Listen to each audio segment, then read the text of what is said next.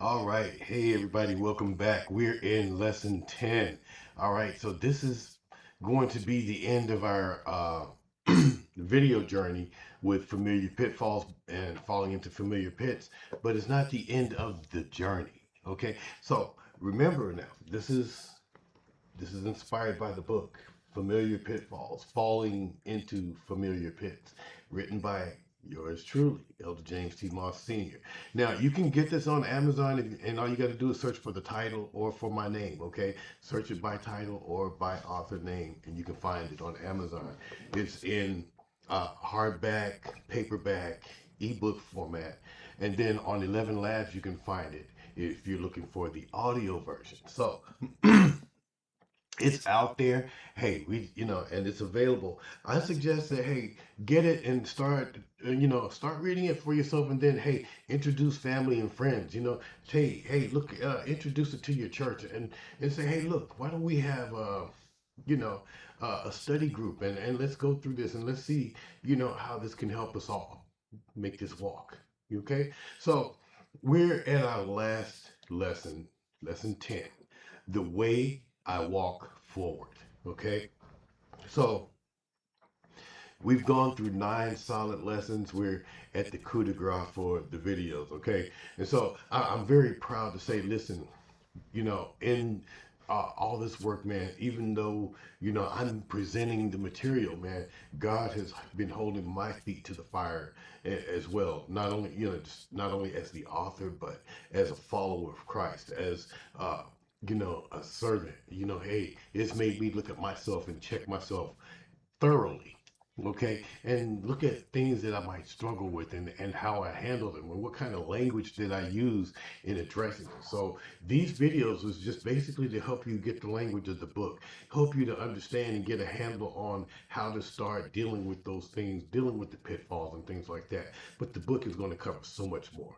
All right, but these videos will give you enough to say, hey, look, I can walk away and I can be victorious, but I want to be a conqueror of this thing also. So definitely, definitely get the book. Okay. Now, for chapter 10. Okay. You see, we have now reached the final lesson in this teaching series. Okay. In our last lesson, we dealt with the help we keep avoiding. So we learned that some familiar pits keep their power because the battle stays hidden, isolated, and unsupported. Now we're moving from help we must receive to the forward walk we must choose. Okay, so today the question is, how do I walk forward without returning? All right, and this matters because freedom is not only about getting out of the pit, freedom is also about learning how to keep walking after we come out. Okay, and so many people know what it feels like to be forgiven, relieved, and restored for a moment, but still struggle with how to live differently when the old pattern starts calling again. So this final lesson is about more than just escape. It's about direction. Okay, so coming out of a familiar pit is powerful. Okay, but coming out is not the end of the work. See, if I come out but do not learn how to walk forward, I may remain close enough to return. And if I repent but do not change direction, the old road may still be waiting for me. Okay. And if I receive help but do not practice new obedience, the old pattern may keep looking familiar. All right. So freedom needs a forward path. All right. That means I cannot only define my life by what I'm leaving, I must also begin walking toward what God is for me. The pit wants me to keep looking backwards. Grace teaches me how to walk forward. All right. And if I am going to walk forward, I need more than just emotion in the moment. I need direction, obedience, wisdom, and consistency after the moment has passed. You see, one danger after deliverance is standing too close to the edge. All right. So a person may be out of the pit, but still close enough to hear it clearly, close enough to revisit the old conversations, close enough to reopen the door, close enough to move the old boundary, close enough to ignore the old warning, and close enough to avoid the help that would keep them steady. So this is why forward movement matters. Okay. If I keep standing at the edge, I may start calling it freedom because I'm not inside the pit anymore. But being near the pit is not the same as walking away from it. Okay? God does not only call us out so we can camp beside what we once held or once held as captive, He calls us forward so the old place stops being the center of our attention. Hmm. See, and the more I walk forward, the less power the familiar pit has to define my direction because I'm getting out of its scope. All right, Philippians 3, chapter 3, verses 13 and 14 says, Brethren, I count not myself to have apprehended, but this one thing I do, forgetting those things which are behind and reaching forth unto those things which are before. I press toward the mark for the prize of the high calling of God in Christ Jesus. See, Paul gives us a forward posture. Um, he does not pretend the past never happened, but he refuses to let the past become the direction of his life. He says he is forgetting what is behind and reaching toward what is before. That does not mean memory disappears. It means the past no longer gets to lead. All right, understand that. So this is important because familiar pits often use the last as a leash or the past as a leash. Uh, they remind us where we have been so they can pull us back toward what God is calling us out of. See, but Paul teaches us to press, not drift, not wonder, not stand still, press. Because walking forward requires intentional movement. Okay? Walking forward is not a one time emotional decision, it's a daily decision. See, daily, I choose what voice I will follow. Daily, I choose what door will remain closed. Daily, I choose what warning I will honor. I choose what boundary I will keep firm. Daily, I choose what help I receive. Daily, I choose whether I will agree with the pit or agree with God daily. See, this matters because familiar patterns are often built through repetition, and new patterns are also formed through repetition. Okay, so one faithful decision may not feel dramatic, but repeated obedience begins forming a new path. All right. Every time I choose truth instead of the lie, distance instead of return, prayer instead of hiding, and obedience instead of negotiation, I am learning how to walk forward. All right.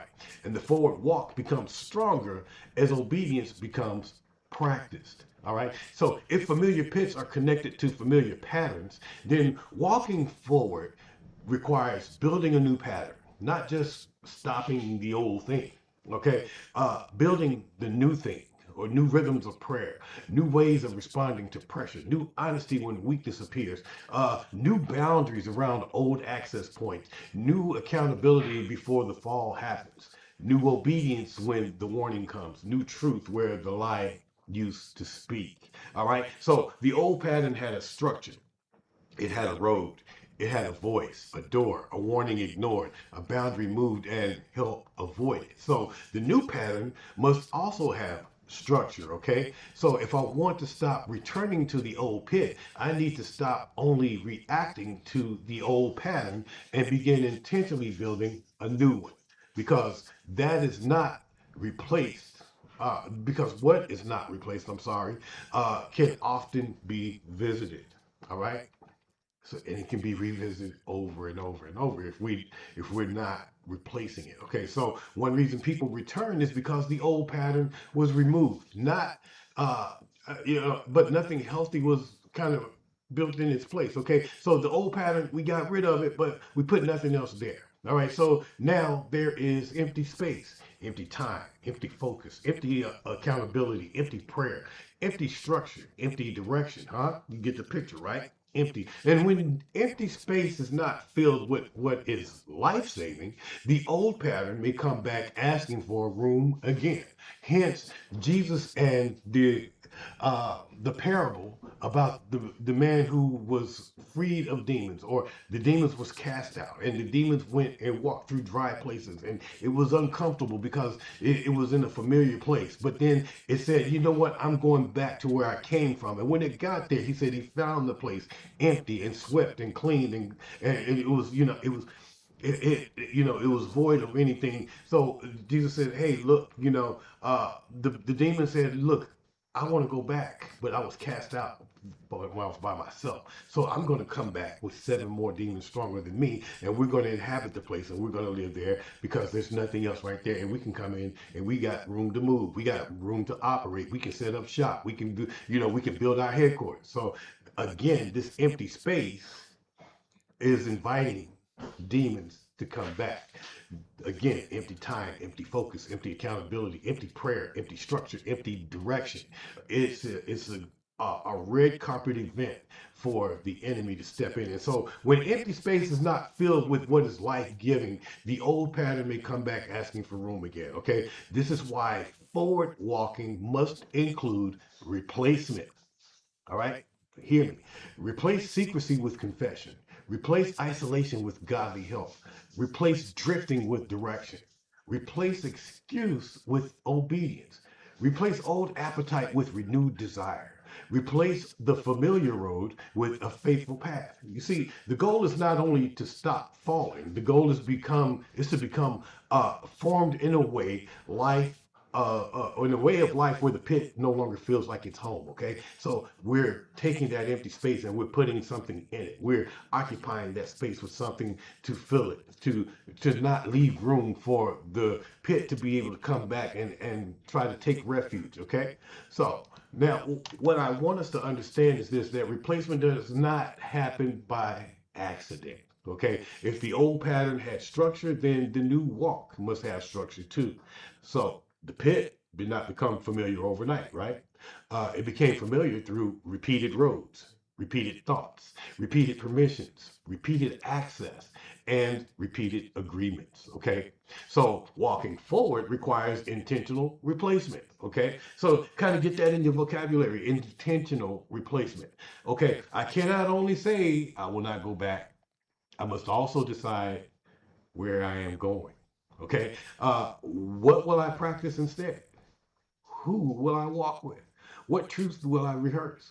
What boundary will I honor? What help will I receive? What obedience will I choose before the pressure comes? Forward walking becomes stronger when it is practiced on purpose. All right. And if I build the new path with intention, the old road does not get to maintain or remain my easiest option. Okay. It loses its ranking. Okay. So Galatians 5:16 says, this I say then, walk in the spirit, and ye shall not fulfill the lust of the flesh. Paul does not only say resist the flesh, he says walk in the spirit. That means victory is not only about saying no to what pulls us back, but it's also about saying yes to the life God is calling us to walk into. All right. So to walk in the spirit is to live responsive to God. Okay. That means victory is not only about saying no to what pulls us backwards.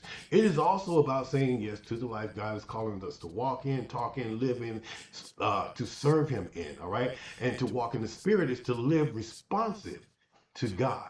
Live responsive to what God is asking us. Live responsive to what God requires of us. Live responsive to the fact that God wants us to live and not die. All right. So it means I let Him guide my steps, shape my desires, challenge my excuses, correct my direction, and strengthen my obedience. See, the flesh pulls toward the familiar pit. All right. But the spirit leads toward life. All right. So if I want to stop fulfilling the old pattern, I must learn to keep walking under the leadership of the Spirit, because the direction I keep walking in will shape the life I keep living. Now, listen, every familiar pit has, or basically was strengthened by some type of an agreement, okay? An agreement with the lie, agreement with the appetite, with the old identity, the open door, the moved boundary, with the ignored warnings. These were agreements. Okay, so when we consider walking forward, we also got to know that walking forward requires new agreements to replace the old agreements, right? Didn't we just say, hey, that, we're emptying out things, so now we got to replace those things that we emptied out with things that can fill it up, things that are the opposite. So guess what? If I agree with what God is saying about me, that's a new agreement. I agree with the truth that exposes the lie. That's a new agreement. I agree with wisdom when it tells me to stop. That's a new agreement. I agree with conviction when it calls me into the light. New agreement. I agree with accountability when it helps me stay honest. New agreement.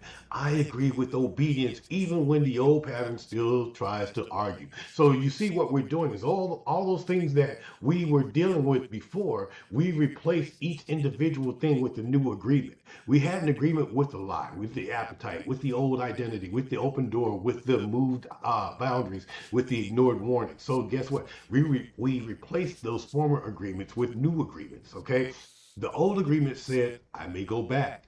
The new agreement says I belong to God and I am walking forward.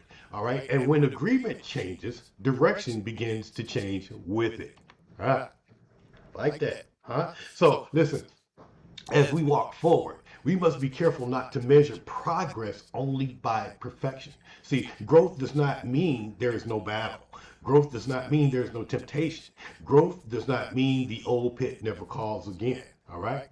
As a matter of fact, it may increase in its calling. But growth means I am learning to respond differently when it calls. I pause sooner. I listen earlier. I tell the truth faster. I close the door quicker. I keep the boundary firmer. I receive help instead of hiding. I return and I look for God instead of negotiating with the pit. Huh? See that? See how that works out? See, this matters because shame will try to tell us that if the battle still exists, nothing has changed. Okay? Okay? See, that's how shame operates. You know, shame is going to come at you sideways. But that is not true. Okay? A changed response is evidence that grace is at work. Hmm. And if I keep practicing the changed response, the forward walk becomes stronger. Right? There will be moments when freedom feels fresh, the lesson is clear, the conviction is strong, the heart is stirred, the decision feels firm.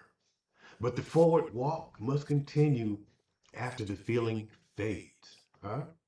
See, there will be ordinary days when no one is watching.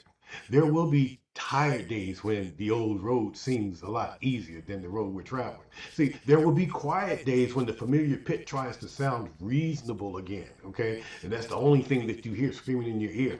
There will be pressured days when obedience feels costly.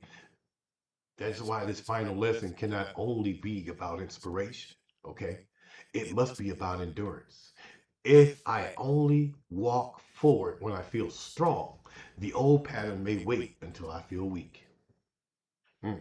But if I build a daily walk of truth, prayer, boundaries, accountability, and obedience, I am not depending only on the emotion of the moment. Okay. I am learning to live forward even when the moment is difficult. See, walking forward does not mean that the old road will never call you again. All right. It'll call you through memory, through desire, through loneliness, through offense, through opportunity, through the voice that used to lead us back, you know. But a call is not a command. Okay, understand that. Just because the pit calls does not mean I have to answer. All right? Just because the old road appears does not mean I have to walk it. Just because the old appetite speaks does not mean it has authority. All right? So, this is where we must consider what we have learned. Identify the pit, recognize the road, refuse the comfort of bondage, reject the lie of one more time, challenge the voice, close the door, honor the warning, keep the boundary, receive the help, and keep walking forward. See, the familiar may feel easier because it's known, okay? But familiar is not always faithful. Familiar is not always free. Familiar is not always safe. And familiar is not always God. See, sometimes familiar is simply bondage we have learned to recognize. Okay, but forward is where obedience leads. Forward is where healing grows. Forward is where truth becomes practiced. Forward is where new patterns are formed. Forward is where the pit loses its ability to define us. See, the old place may know our history, but it does not own our future. Okay, and if God is calling us forward, then we cannot keep treating familiar as though it deserves the final word. See, forward is not only a direction we talk about, forward is a road we keep choosing. Every day, there will be opportunities to return to what is familiar. There will be moments when the old road looks easier. Old response feels natural. The old pattern tries to present itself as an option again. But walking forward means I keep choosing the road that agrees with obedience. I choose truth when the lie speaks. I choose wisdom when the warning comes. I choose distance when the door tries to reopen. I choose accountability when shame wants me hidden. I choose prayer when pressure starts talking. Okay. The forward road becomes clearer as I keep walking it. Okay. And every step of obedience becomes another witness that the pit no longer gets to decide my direction. See, there are some things God did not bring me through so I could keep going back to them. He did not expose the pit so I could decorate it. He did not reveal the road so that I could keep traveling it. He did not uncover the lie so that I could keep believing it. He did not show me the door so I could keep leaving it open. He did not send the warning so I could keep ignoring it. He did not provide help so I could keep avoiding it. See, God brings things into the light because He's calling us into freedom. So when the old place calls again, I need to remember what God already brought me through. I do not have to return to what grace has already helped me survive. And I do not have to keep rehearsing bondage when God is teaching me how to walk free. See, the old pit became familiar because it was repeated. The new walk can also become familiar through repetition. Prayer can become familiar. Truth, obedience, accountability, healthy boundaries, responding early to warnings, walking away instead of returning can all become familiar. All right. This is important because familiar does not have to belong to bondage. Okay. And what is practiced long enough can begin to feel normal. Ah, so if I keep practicing obedience, obedience can become the road I recognize. If I keep practicing truth, truth can become the voice I trust. If I can keep practicing surrender, surrender can become the place where my heart learns safety. The goal is not only to escape the old familiar, the goal is to let faithfulness become the new familiar. See, your future needs your forward yes, not your agreement with the pit, not your loyalty to the old road, not your defense of the old door, not your surrender to the old appetite. Your future needs the yes that says, Lord, I will walk with you from here. That yes may not answer every question at once. It may not remove every battle immediately. It may not make the old pit silent overnight, but it sets direction, and direction matters. A forward yes says, I may still be growing, but I am not agreeing with bondage. It says, I may still need help, but I am not hiding. And it says, I may still feel the pull, but I'm still choosing the path God is calling me to walk. You see, the future God is forming in me requires my agreement today. And today I can say yes to walking forward. So the final question of this series is, how do I walk forward without returning? Now, not just how do I feel better after a fall, or uh, not just how do I escape one moment of temptation, not just how do I recover from one familiar pit. See, but how do I build a life that keeps moving in the direction God is calling me? What truth must I keep rehearsing? What road must I stop traveling? What door must remain closed? What warning must I honor?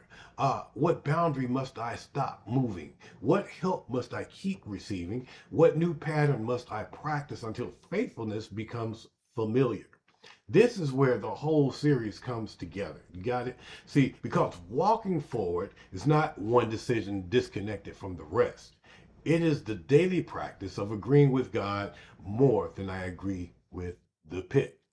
So, the familiar pit may still know how to call, The old road may still know how to appear. The lie may still know how to speak. The door may still know how to tempt. The warning may still require attention. The boundary may still require guarding, and the help may still require humility. But by the grace of God, I can walk forward. Lord, teach me how to live beyond the pit. Teach me how to practice truth until it becomes familiar. Teach me how to honor wisdom before regret has to teach me again. Teach me how to keep walking when the old place calls my name. Give me the courage to leave what you brought me out of. Give me the consistency to build what you are forming in me. And give me the grace to keep saying yes to the forward road. Because the pit may know my past, but it does not own my future. And with God leading me, I do not have to keep falling into familiar pits. Amen. And that brings a close not only to this lesson, but to this series, Familiar Pitfalls, Falling into Familiar Pits. Again, this is surface level. This is going to take you deeper. All right. Getting the book is going to make all the difference, and it's going to help make things even more clear than what the videos have given you already. So if you think that you got clarity in the videos, ooh, check out the book. All right. And again, share that book with other people. Hey, suggest that we, two or three of you get together and we share the readings and you share the experiences, and, you start to brainstorm these things and see, hey, this is how we can apply it to our lives. This is how we can be successful. This is how we can make the familiar pitfalls a thing of the past in our lives. Okay.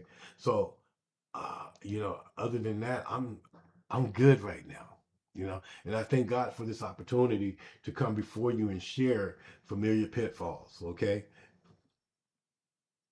go get the book. All right.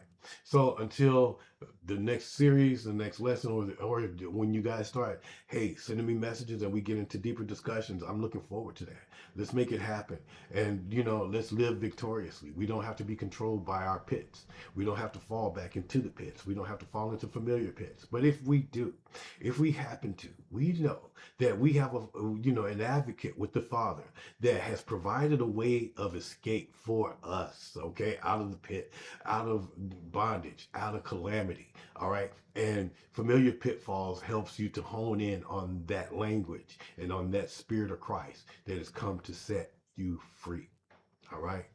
So, hey, thank you for, for participating in this series, watching, listening, commenting. I hope that you have notebooks and you're taking notes, and I hope that you have the books as side by side type of thing. And hey, we don't have to think or feel defeated. We are already victorious. Christ has died and set us free. All right. God bless you. God keep you. And as I always say, keep studying.